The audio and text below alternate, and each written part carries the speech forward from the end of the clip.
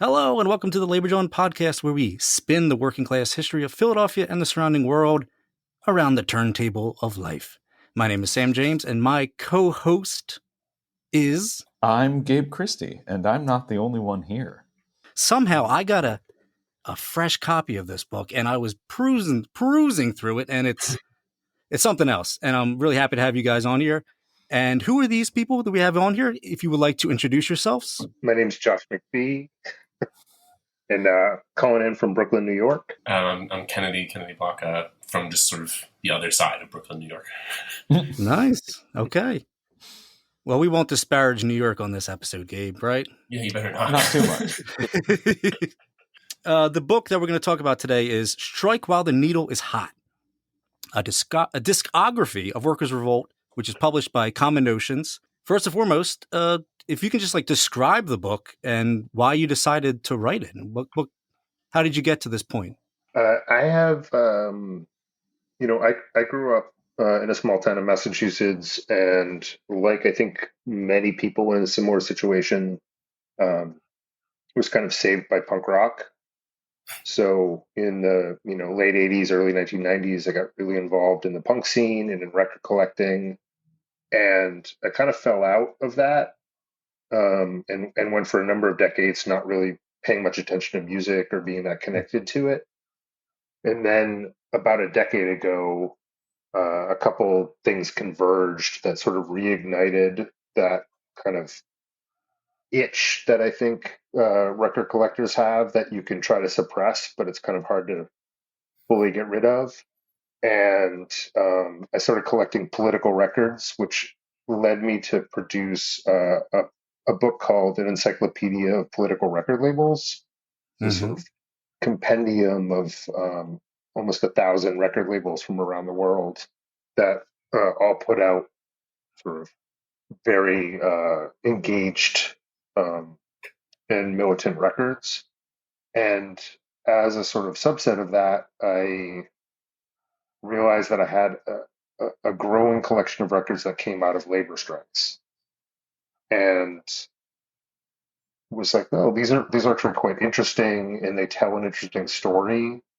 And so I started assembling them and writing about them and thinking about them, and then pulled Kennedy into the process. And we ended up with we found 80 records from all over the world that are directly either produced by workers on strike, their unions, or people in direct solidarity and in cooperation with workers. So these very much are records that are of worker militancy, not just about it. Yeah, and it's fun sort of literally describing the book. It's fun doing podcasts like this because it feels like it exists kind of sort of on two channels, because the book itself is 90% images. It's just full graphics and the front, the back, the poster that was included, the booklet inside of the poster, the sort of all these things that come along when you take vinyl record as the sort of slice. There's just so much beautiful imagery along with it. So it's nice to kind of get to show the other part that doesn't come through as cleanly, in book form, which is all the music. These are recordings from all over the world, from Italy, from Germany, from Canada. And did you do all your own translations? Or did you get a little bit of help? Well, because it's pretty impressive. We were the ones who pulled up Google Translate and pointed our phones at the records. And that works too. When it came time to publish, we actually got some direct help from native speakers.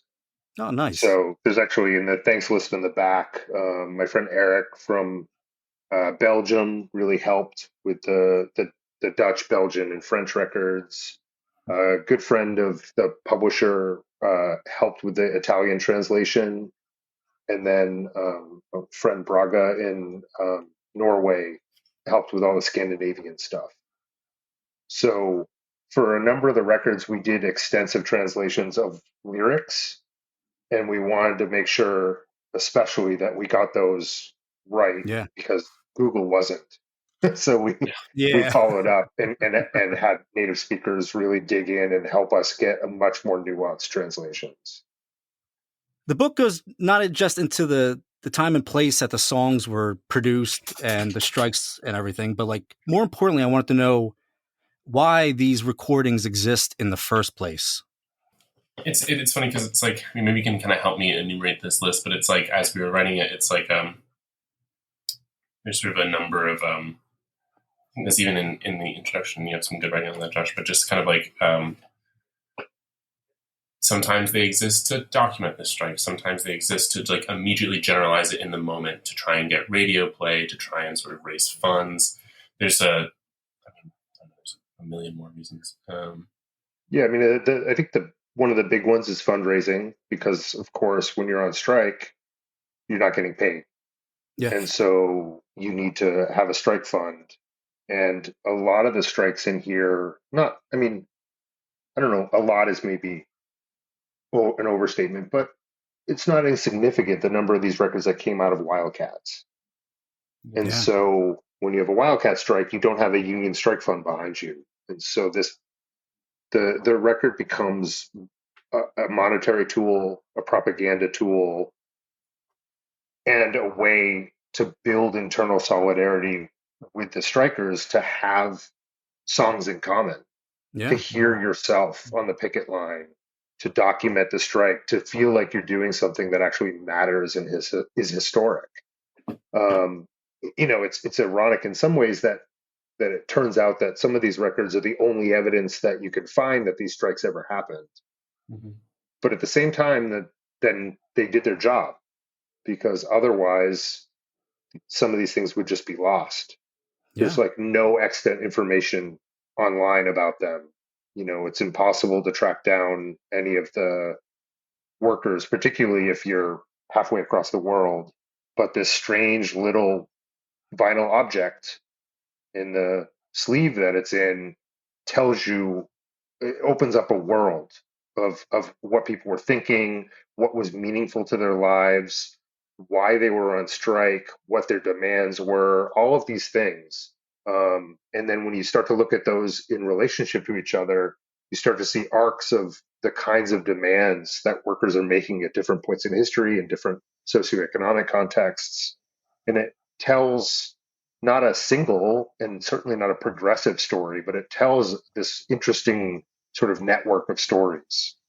And I think like one of the things that comes across, or that like feels like an important political and aesthetic lesson for us today, is that as these records are very emphatically, explaining themselves to the audience, they always, or most of them, tend to include some kind of gesture in which the listener can become involved in the making of the thing. So it's like a kind of documentation that is not like siloing it off, presenting it just for consumption, but like it can be as simple as just including the lyrics in there a lot, then also have an extra chord sheet to replay.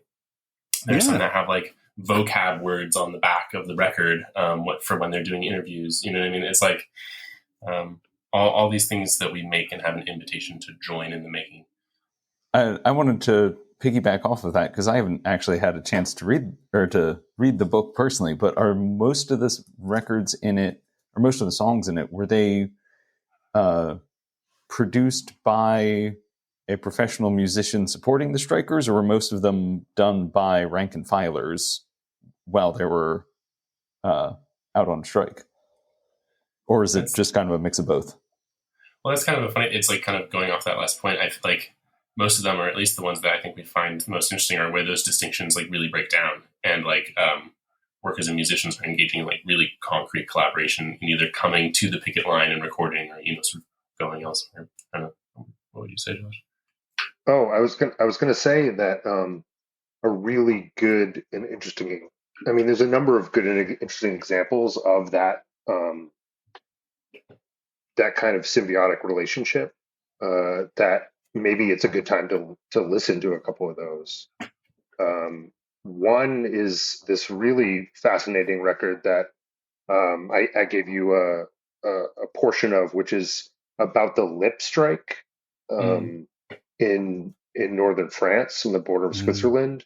Lip was a watch factory that actually ultimately was bought by and is owned by Swatch Watch now. But there was a period in the early 1970s when the workers occupied the factory and took it over and were running it themselves.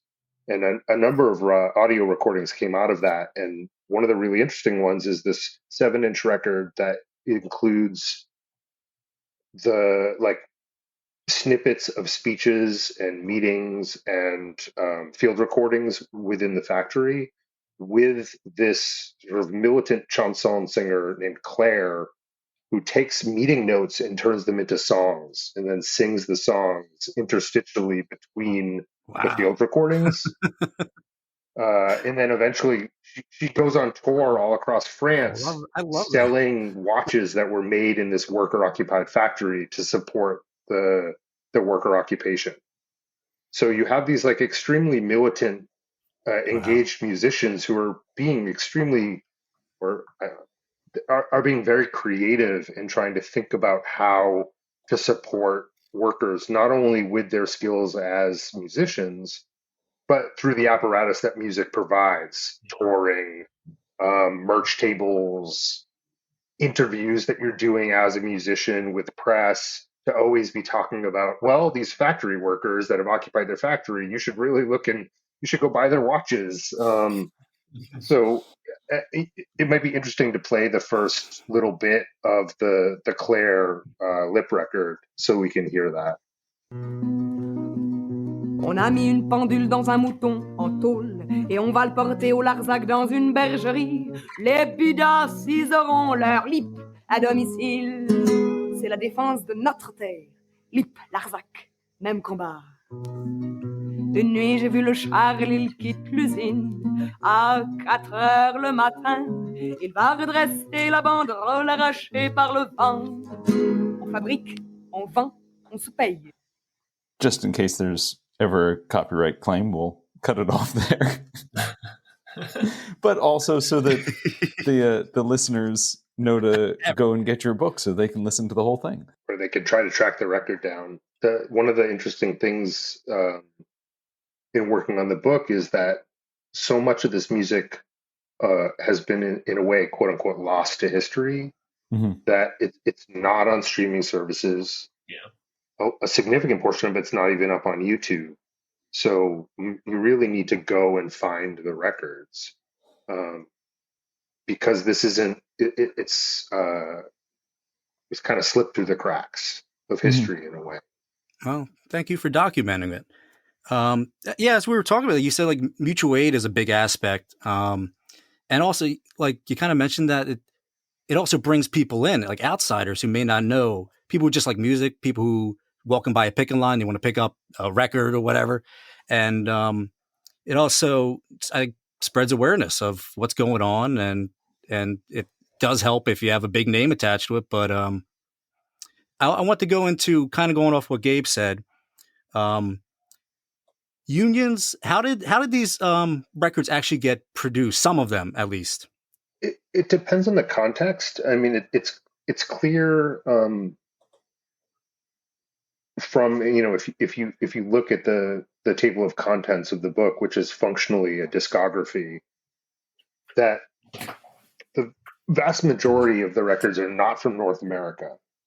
That there's a handful of Canadian records, but very, very few from the United States.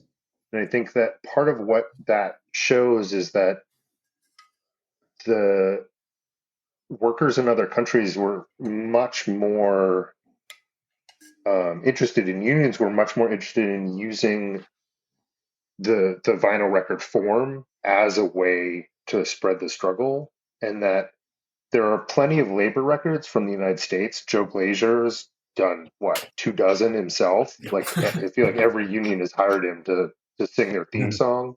But very few specifically about and coming out of strikes.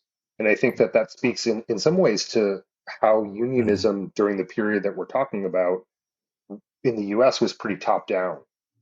But that a lot of these records are coming out of militant rank and file organizing. And it's workers who are pushing the unions, forcing them to produce these records. or you have these kind of insurgent unions that are participating or engaged in this. So like the CFDT in France, these unions that are more decentralized, and so they have more radical wings, and then they participate. The locals participate in the production, but a lot of the records don't have official union representation, or if they do, it's like the Scandinavian unions that are quite radical to begin with. Mm-hmm. So there is a kind of radicality and militancy that seems to go along with the production of the records, particularly until you get into the 80s, and then you start to see more records coming out that are almost like last ditch efforts for unions and workers to try to keep their workplaces open. So you have really militant kind of utopian demands in the 60s and 70s, and then those tend to start to get enclosed. So you end up with something like a lot of the records that come out of the miners' strike in the UK in the mid 80s, which really feel like this last ditch effort of the union to stay afloat in the UK under Margaret Thatcher's austerity and neoliberal program. I feel like so there's like, on one hand, the political organization of the unions themselves sort of allowing for more space for just like worker self-activity and creativity. But then that is also just taking place within a much denser ecosystem of like left institutions and infrastructures. And so in the book, that comes out as like, maybe it's like the like local left-wing recording studio that just does a bunch of work with kids, and so it has like a little choir to come back up, the thing. Or it's like groups like Archivi Sonori, these like sort of like Italian, like I don't know how you're describing it exactly, but just kind of like other projects of like left culture and infrastructure that help support all these bands that are already just like giant leftist bands. I don't know. There's just kind of a sort of a density of support and different kinds of actors able to kind of bounce off of one another in this kind of time period that we're talking about, and geographical location that, it makes me think about how like kind of the point or some of the lessons of the book are not necessarily just that like you should write music about strikes, but rather just kind of like look at the kinds of ways in which people were able to just like popularize their struggle through culture at such a broad, in such a broad and like mass way. It's interesting because I feel like there are similar examples to that. I guess that same like impetus towards creating music in the midst of struggle and using that to promote it that you see in like the songs that came out of the Wobblies, where a lot of those were like written overnight before going out on the picket line and then got written down by the local, or then got printed by whatever local's printing press, and then sold on the picket line the next day to raise more funds for the strike fund.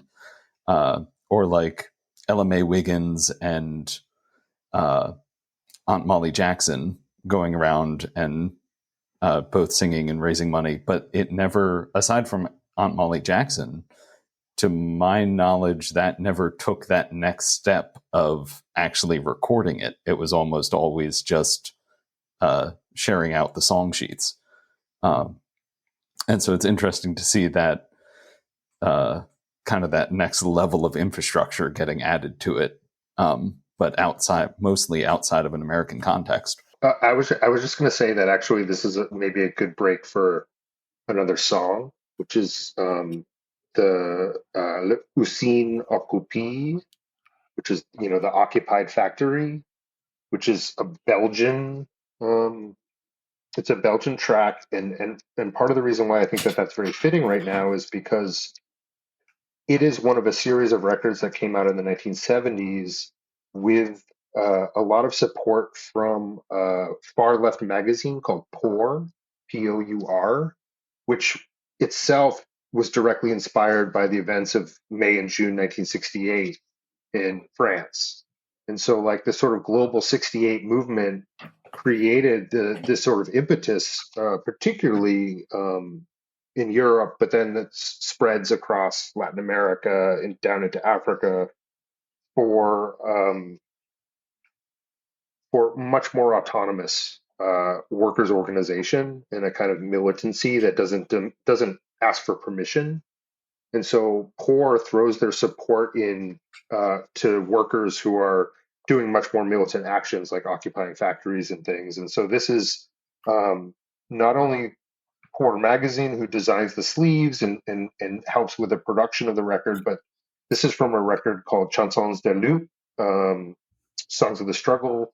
And there's a musical group called Group Expression, which supports the workers of this foundry called Mange.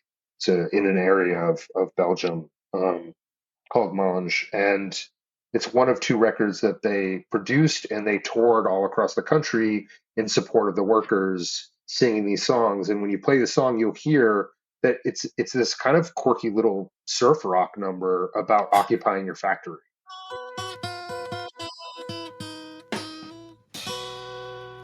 C'est le rock de chez Manger, d'une usine occupée. On vous a tous fait chanter, essayez de vous raconter comment ça s'est passé. Les 9 mois chez Manger,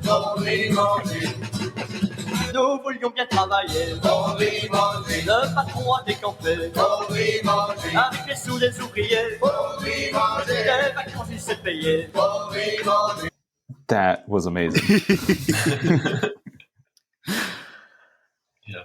Oh, that was a It's good funny. one. It's another kind of one of those records where like popularization becomes a kind of dense term, because it's like one, it's like you said, Josh, it's like it's performed by this group that's like popularizing the struggle via music by literally going out and like forming connections with other factories and being this unit that sort of like performs and makes like real face-to-face connections. So popularizing in the sense of like bringing other people in and being like, your struggle is our struggle is your struggle, that sort of thing. But also popular in the sense of it's just like using this like ridiculous, sort of ridiculous pop idiom all of a sudden, you know what I mean? That's just kind of like, this is not like, there are a lot of songs in here that are like, you know, martial music coming out of like a long labor tradition that's like sort of self-inscribed as like, you know, sort of like what one sings or, you know, finds in the Union Hall. I mean, that's some of the polka stuff we have too, which really straddles the line. But like, yeah, I don't know. And then there's also, I mean, there are other records too that are a bit popular sort of in a third sense, where we have like just a popular musician sort of throwing their name at a struggle. And this one is just sort of interestingly sort of in between all those different definitions. I was definitely not going into this interview expecting to hear like a Beach Boys strike song. Can we wait? Do you have we should play the it's like and the blue face of coal. This is interesting because this is one of the earliest of the records that we found that is an outside musician singing about a strike. It's support of British mining strikes in the 1970s, in the early 1970s. And when we listen to it, you hear it's kind of like this strange kind of radio-friendly funk song that the lyrics are all kind of affective about what it feels like in the town when it's on strike. Wow. And Okay. and it's very different, but it's interesting because it also shows the consequences of throwing your weight behind militant worker action, because the John of the song is this guy John Paul Jones, who was a comedian and had a number of hit songs, pop songs that were on the BBC in the late 1960s, early 1970s. This record comes out in 1972, and his record label, kind of Polydor, refuses to release it. BBC refuses to play it. It gets shadow banned, and then his career just tanks. Damn.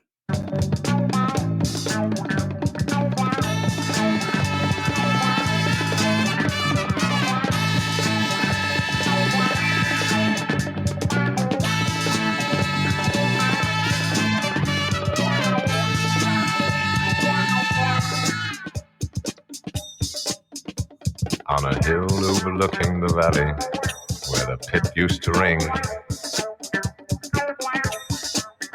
to the sound of the miners' voices who loved to sing, I recall every face with the blue mark of falling coal. Now the pit is closed and the valley has lost its soul. So very different vibe.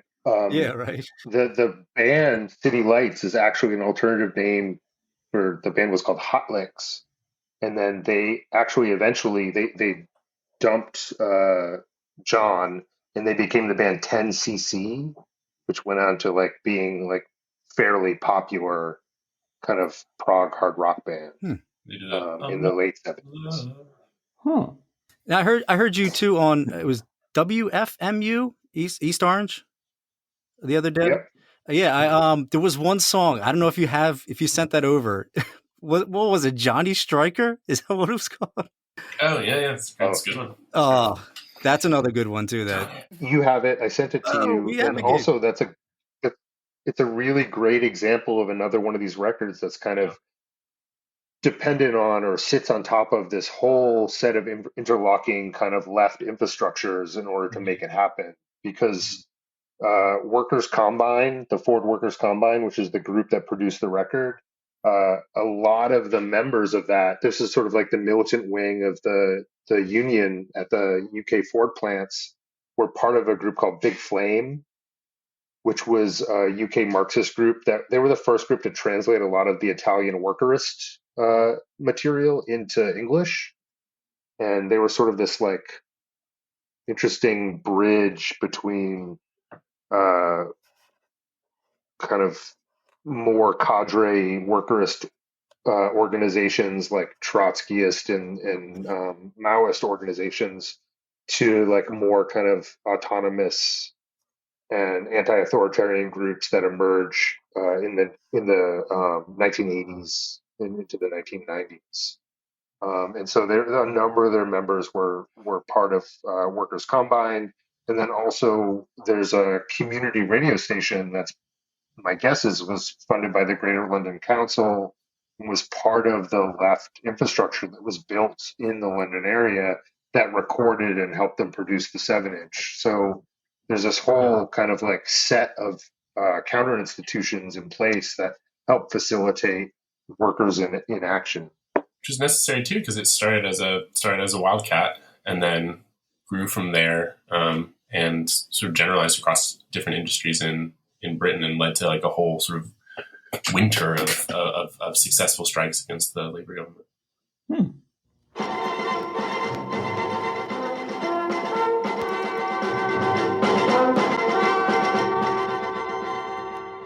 More than 1,000 people, many of them Ford workers on strike, marched through London today.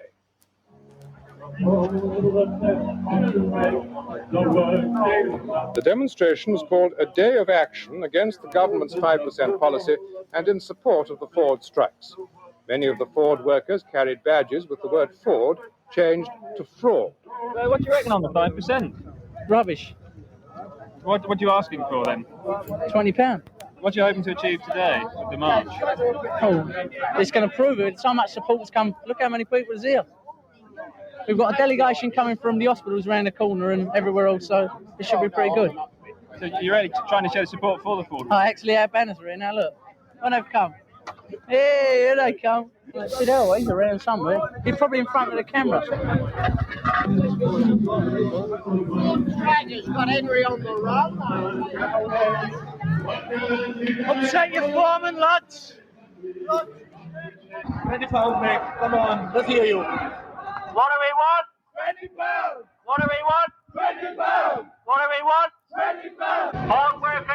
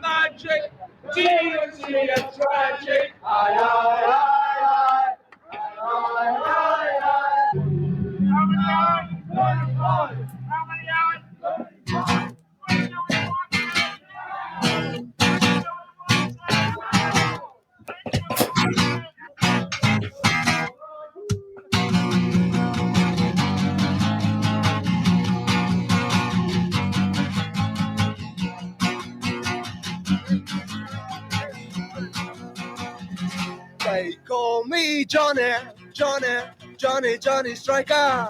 But I'm no radical man. I'm an A-shift, day shift, ordinary Harry from Motor City, Dagenham. They call me TV, headlining news, making Johnny. Inflated stories of deflated Bay. I do a new job every 27 seconds. Mechanical Travolta, covered in grease, grease, grease. I'm a fully trained, fully skilled automatic worker. Fully trained, fully skilled, self-propelling worker. Bring no brain, take this train, Motor City worker. But they call me Johnny, Johnny, Johnny, Johnny Striker. Though I'm a trade union man, I'm a free shift production operator from Motor City, Dagenham. So good.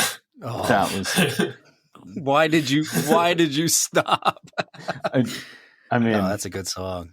I only heard that song one time, but it's like already my favorite. I'm going to cover it tomorrow. I swear. Yeah, I mean that's another one too. Where in the book that it's got the lead sheet just like printed right in with the record. I don't know why this never occurred to me before now, but the football hooligan chants showing up on British picket lines is just, that was beautiful. So what's interesting is that, as we mentioned, you start to see this transition in the 70s from sort of traditional workers or left songs. So, a significant number of the records that come up before the mid 70s have sort of versions of L'Internationale or the Red Flag or very like traditional kind of left songs and worker songs that people would have taught their kids and their kids would have taught their kids. And that sort of there's a rich kind of community tradition of everyone knowing these songs and marching and singing them together. A tradition that we don't really have in this country, but was very much alive in most of the world until relatively recently. And then you get into the mid 70s and especially into the 1980s, where it's clear that there's this question that people are trying to figure out whether can they reach a broader audience if they start to produce songs in a more pop idiom. But then you get into these complexities of like, well, what happens when you have a workforce that is split between different pop styles that they like? And so we have this 80s record that comes out when the National Communications Union in the UK goes on strike. And the A side is this amazing calypso track. And then the B side is split between what sounds like a Duran Duran outtake, this kind of like terrible new wave song, synth pop song, and then like a kind of classic sort of old folky song. So you've got like a black side and a white side of the record. So it might be kind of interesting to listen to a little bit of both of those tracks. So the calypso side is the ring ring burr burr burr blues, and then the flip side is Victory Unite is the new wave track.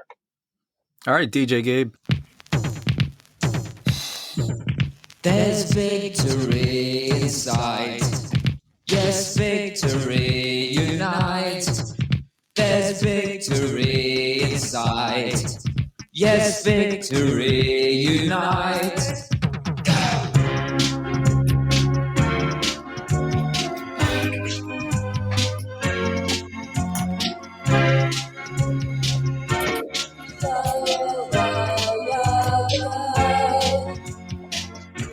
We stand this day for fair conditions.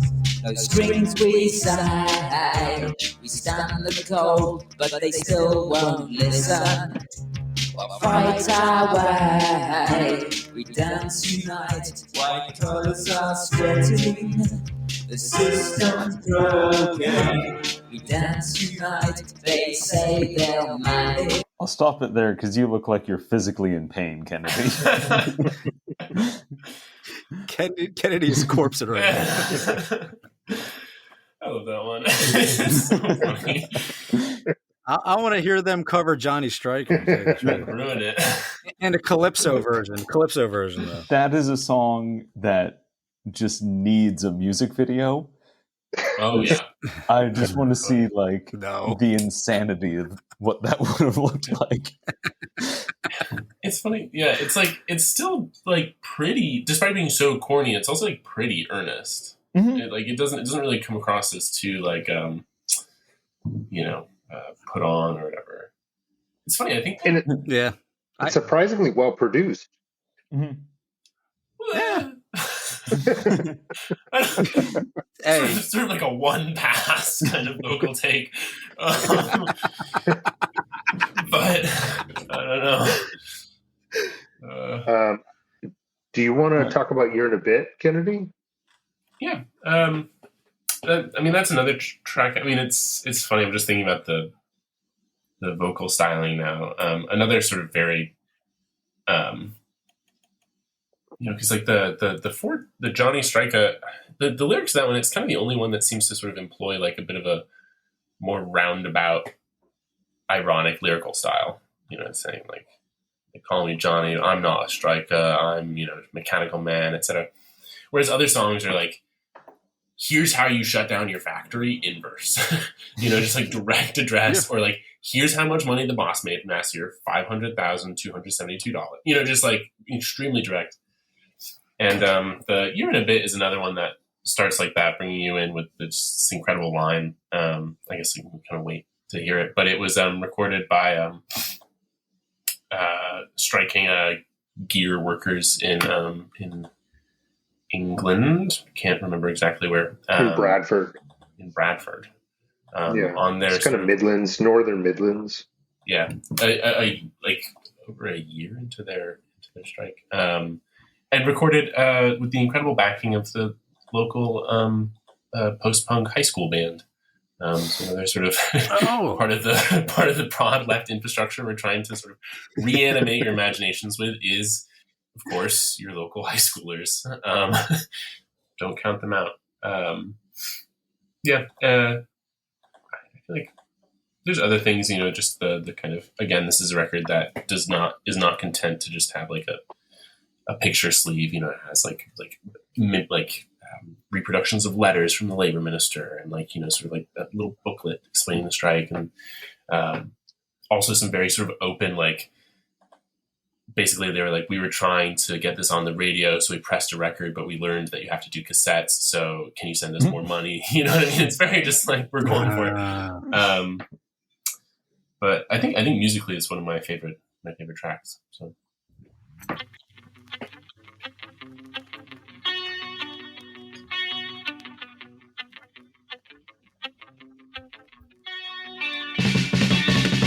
This is the first time I've been on strike in my life. My only wish was to earn enough to support my children and my wife. We've been out for a year and a bit. We're fighting and we dare not quit. We'll not quit. We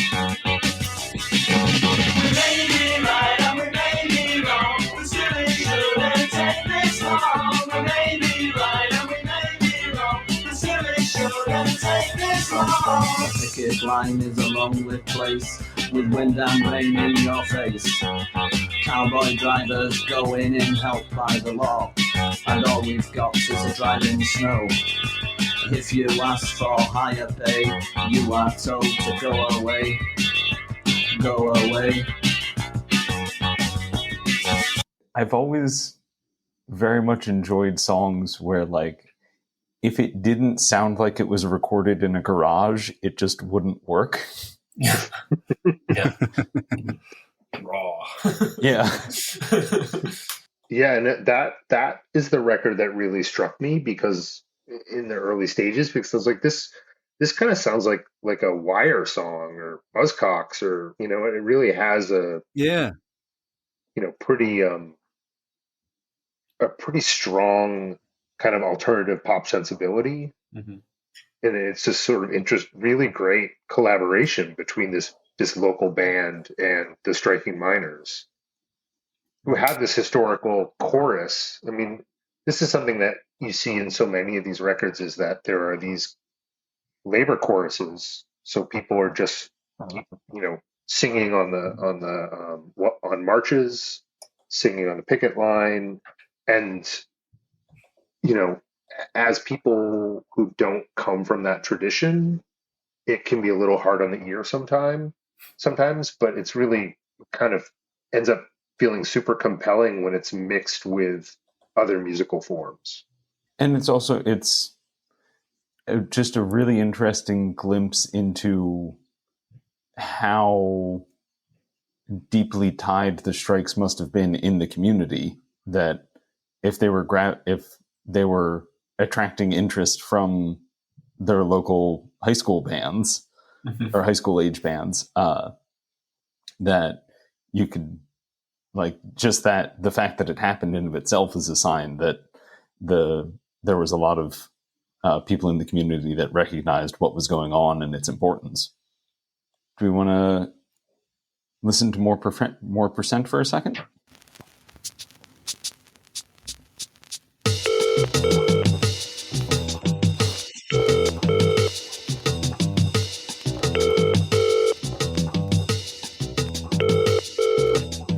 Hello, Mr. Jefferson, this is your BT engineer. I thought you'd be home, so that's why I phoned to sing this in your ear. Now I've got this little problem, keeps running round my mind. How can you work 200,000 pounds a year and only working part-time? I see what you're saying about the juxtaposition between that and the other song. Contained on the same record, yeah. Mm-hmm. How long did it take to compile all these records? I had collected them here and there, not super consciously, but as part of this record label project. So, like, for instance, this National Communications Union record, I was like, oh, it's got the word union in it. It's probably a political record. So I just picked it up and then brought it home and then figured out what it was after the fact. And so I had a handful of these. And then when I realized, like, oh, this is actually an interesting and substantive sort of thread of music, then I started hunting and really digging specifically for strike records. And so that process is over the last 5 or 6 years. Okay. Where have you been finding them? Like, I can't imagine these are showing up in American music stores that often, or American record stores. Unfortunately, not so much. So some of them I was able to find in record stores on travels, but a lot of them it's the internet. So yeah, as part of the work that I was doing on the Encyclopedia of Political Record Labels, I actually found a number of record sellers around the world who I contacted directly. Like, I would find that they were selling records on eBay or on Discogs, and then I would send them a direct message and say, I'm interested in, like, this wide range of political records. I see that you have a handful of this stuff. What else do you have? And so I built contacts with people like in Beirut and in Copenhagen and in Belgium, and then they would send me a note and say, hey, I came across this collection of records. Are you interested in any of these? I also had friends in different places who would send me records when they found them. So it was a bit of a process of, like, internet digging, contacting record sellers directly, and then sort of having a team of friends on the lookout who would, see interesting things, take a photo and say, hey, do you have this? Do you want this? People that were traveling, people that live in other parts of the world. So it was a little bit of all of that. And I think, as we've talked about, like, no centralized archive already exists, and very, it's not like a sort of pre-given kind of culture of playing this kind of thing. I can see you flipping through, like, the old record boxes, but, like, it's the internet, so it just keeps going and going, trying to look for that one record that's not Barbra Streisand or whatever it is that's always in the bargain bin at the Salvi. I mean, the first thing is, of course, was, like, translating the word strike into 24 languages, and then just entering that into search terms and seeing what comes up. There you go. Yeah. Smart. Well, you made it work because I like this book. I can't wait to pass it off to Gabe because he's going to really kick, and our listeners too. And I love the format too. I like that you can just like turn to any page and there you go. You're in the middle of a strike or some other type of labor action, and you just dropped right into the middle of the action. And I like that. And that's the kind of book that I like. So this one struck a chord with me. So Gabe, do you have any more questions? Or do you want me to do more puns? Obviously, it's difficult to choose between all of your children, but if you had to, what was your favorite song that you uncovered while writing this book? I have a couple that you have there that I think are worth a little bit of a listen and are very, very different. But I love very much. One is the Los Montoneros, which is a popular group from Ecuador, and they produced and released this record in celebration of a general strike in 1982 in Ecuador, where there's a massive civil unrest, and so there's the record in the song La Huelga, which is strike in Spanish, and then maybe even like back to back if you put on Rode Rocketer, which is the Red Rockets, which is a kind of Danish Marxist folk prog group, and they did a record with striking scaffolding workers, so the people that assemble scaffolding on buildings, and it's the song Idag Aktiv, and it sounds exactly what you would expect Danish scaffolding workers' strike song to sound like. I hate it. and they're, I think both of these songs are incredible in their own way. We have to listen to it now, Gabe. Yeah, I do want to say I get the feeling both of our wives are going to hate us, Sam, because we're just going to start singing Danish scaffolding strike songs all the time. But here's La Huelga. ¡Viva la huelga! ¡Viva!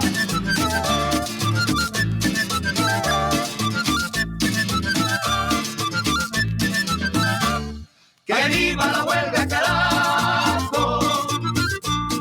Es hora del trabajador. ¡Que viva la huelga, carajo! Es hora del trabajador. Abajo las oligarquías, arriba la revolución. El pueblo es su gran rebeldía. And now, Rode Rocketer.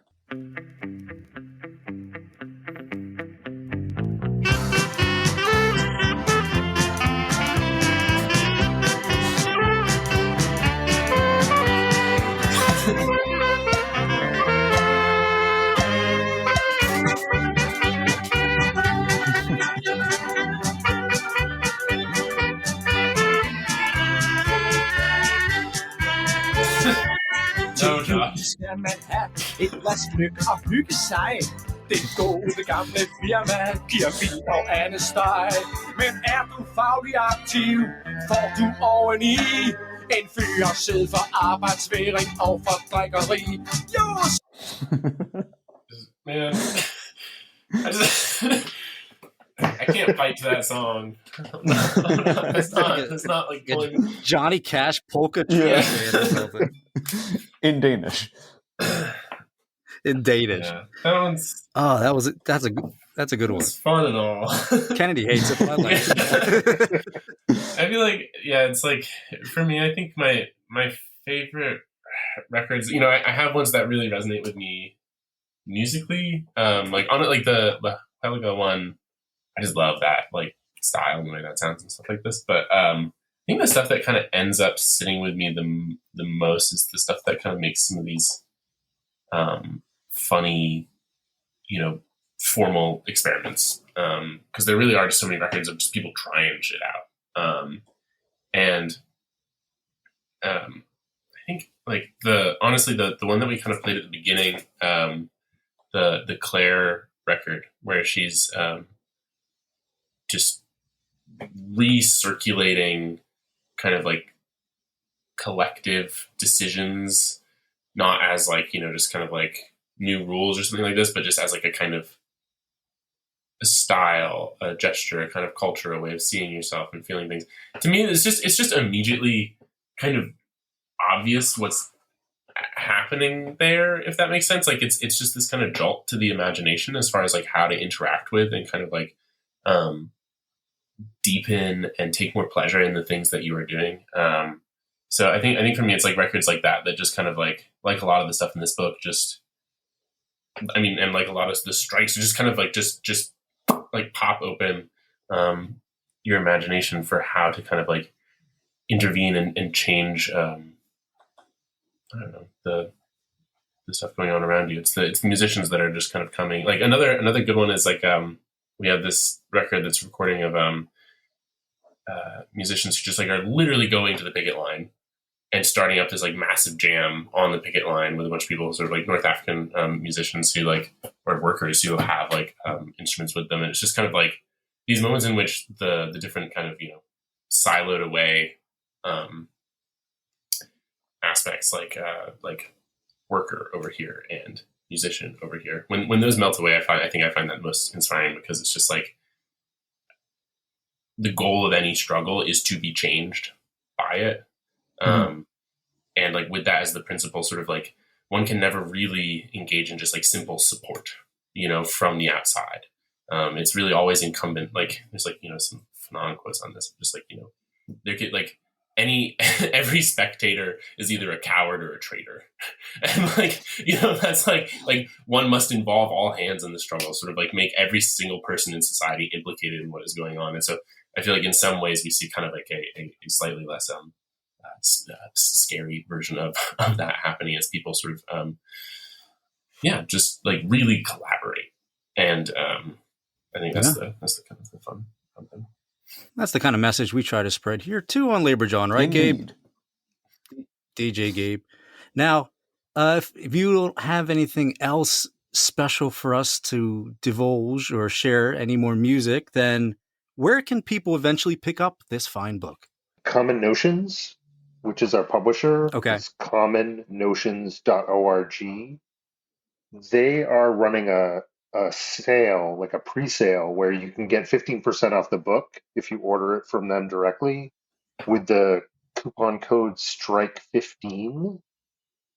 And the first 100 people that do that will also get a free mixtape, an actual cassette of music from the book. And I'm putting in my order now as we speak, because I want that mixtape. The mixtape's going to be... I had the book, but I still want the mixtape. Yeah. That's mixtape will mark you as an extremely cool individual. You pop that in the tape deck in the car, it's over. Yeah. I need to get a tape deck and then like a Bluetooth adapter for my tape deck. Well, first I need to buy a car. Thank you, Josh and Kennedy, for joining us here on Labor John, and for Gabe for holding up the questioning end a little bit. Thank you so much.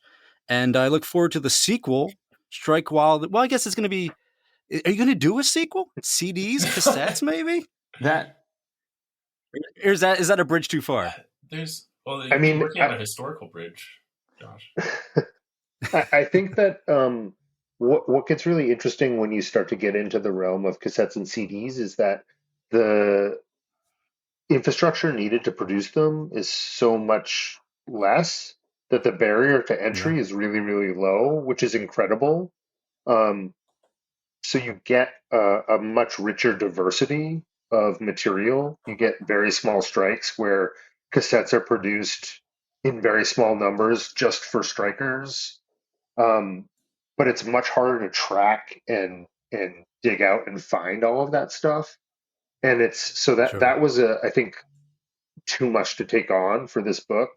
I think that it would be an incredible project, and you would get like even more diverse results, I expect, but it would take a level of digging that's a whole different universe. It would like sketch out like a totally different set of like political questions as well, because in the vinyl records, there's like a commitment to scale and a commitment to infrastructure and distribution that isn't present in the cassette tapes. So you're not pressing 20 records. You're pressing 500 or 1,000 or 2,500 or 10,000. And so once you have that, it begs the question of what do you do with them? The thing with like a CDR or a cassette is that you can make them as needed. And so it undercuts this larger distribution question.